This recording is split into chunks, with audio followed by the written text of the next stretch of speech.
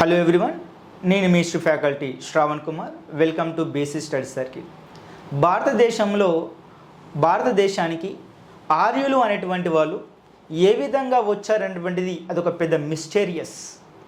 కానీ కొంతమంది మన దేశంలో ఉన్నటువంటి ప్రముఖ వ్యక్తులు ఆర్యులు అనేటువంటి వాళ్ళు భారతదేశానికి ఏ విధంగా వచ్చారు అనేటువంటిది వాళ్ళ అభిప్రాయాలలో చెప్పడం జరిగింది.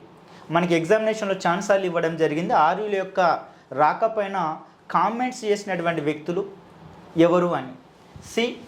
బాల గంగాధర్ తిలక్ యొక్క అభిప్రాయం ప్రకారము ఆర్యులు అనేటువంటి వాళ్ళు ఆర్కిటిక్ ప్రాంతం నుండి రావడం జరిగింది.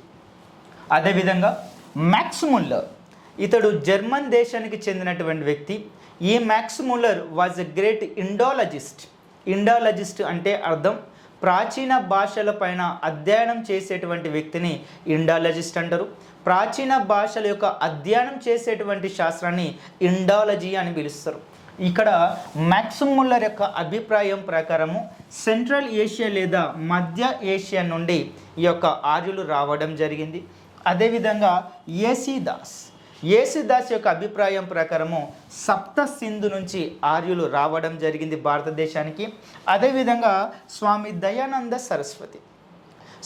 దయానంద సరస్వతి యొక్క అభిప్రాయం ప్రకారము ఆర్యులు అనేటువంటి వాళ్ళు టిబెట్ ప్రాంతం నుండి రావడం జరిగింది. Thanks for watching this video.